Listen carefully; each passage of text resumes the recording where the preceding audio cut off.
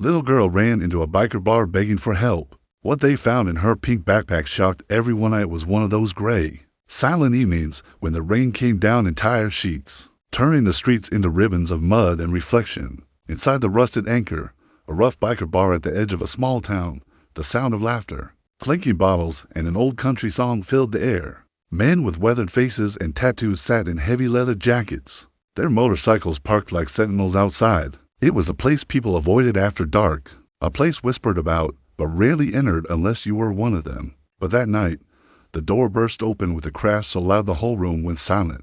A little girl, no older than 8, stood trembling in the doorway, drenched to the bone, clutching a small pink backpack to her chest. Her shoes were mismatched, one of them untied and filled with mud, and her eyes, wide, blue, and terrified, scanned the room full of men who had seen too much of life. For a moment, no one moved. Then she took a shaky breath, her voice cracking through the heavy silence as she whispered, "Please, someone help me, please." Before we dive deeper into this unbelievable story of courage, compassion, and the power of kindness, take a second to like, comment, share, and subscribe to our channel. Kindness speaks, because if you believe in kindness, second chances, and humanity, this story will touch your soul in ways you never expected.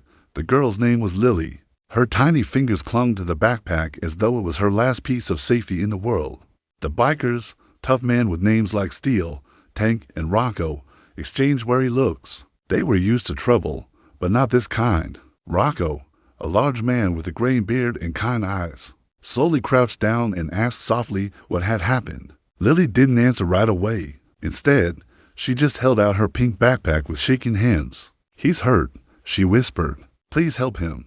Inside that small backpack was a faint sound, something soft, fragile, almost like a heartbeat. When Rocco unzipped it carefully, the room fell dead silent. Wrapped in a torn blanket was a tiny baby boy, no more than a few weeks old, his face pale and lips trembling from the cold. The sight made even the hardest man in the room go still. Without hesitation, Rocco yelled for someone to grab towels and warm milk from the back. Tank tossed his beer aside and ran for the bar's kitchen, while another biker pulled off his leather jacket to wrap around the child. As the baby let out a weak cry, Lily's tears finally broke free. Between sobs, she told them what had happened. Her mother had been gone for 2 days, leaving her and her baby brother, Noah, alone in their freezing apartment. The heat had been cut off, and there was no food left. That evening, when Lily couldn't get her baby brother to stop crying, she wrapped him in her only blanket, stuffed him into her backpack to keep him warm, and walked through the rain, searching for anyone who could help. The only light she saw on the empty road was the glowing neon sign of the rusted anchor. She had followed that light like a miracle. The bikers listened, their rough hearts breaking quietly in the background. These were men who had fought, lost, and been broken by life. But what they saw in that little girl reignited something pure and forgotten inside them. They didn't ask for proof or question her. They acted. Rocco took Lily and Noah into his arms and told the others they were heading out. Within minutes, the roaring thunder of motorcycles filled the night again. Not for a gang fight this time, but to save the small lives. When they arrived at Lily's apartment, the smell of dampness and neglect hit them hard. The walls were peeling, the floor covered in trash, and a small crib stood empty in the corner. It was clear that no adult had cared for these children in days. The bikers exchanged a silent vow. No one was leaving these kids alone again.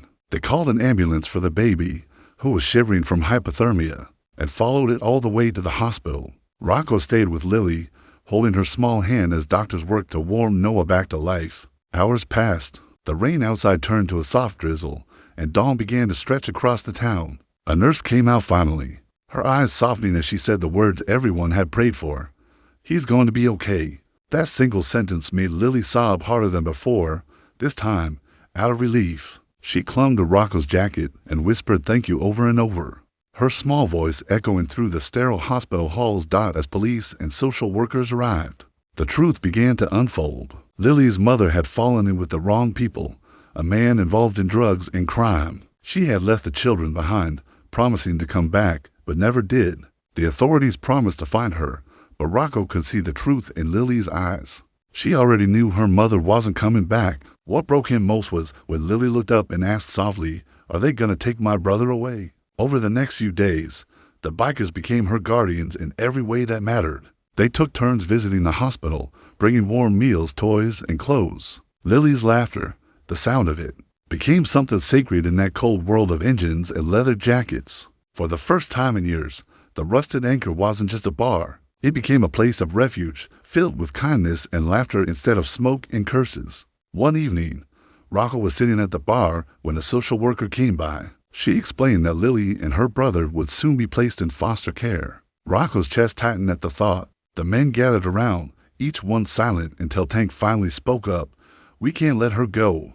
She found us for a reason." That night, the group made a decision that would change all their lives. They pooled their money, fixed up the old guest house behind the bar, and began the legal process for Rocco, who had no family of his own, to foster Lily and Noah. It wasn't easy.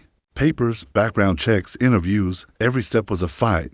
But the bikers didn't back down. They had fought worse battles and lost more important wars. This time, they were determined to win.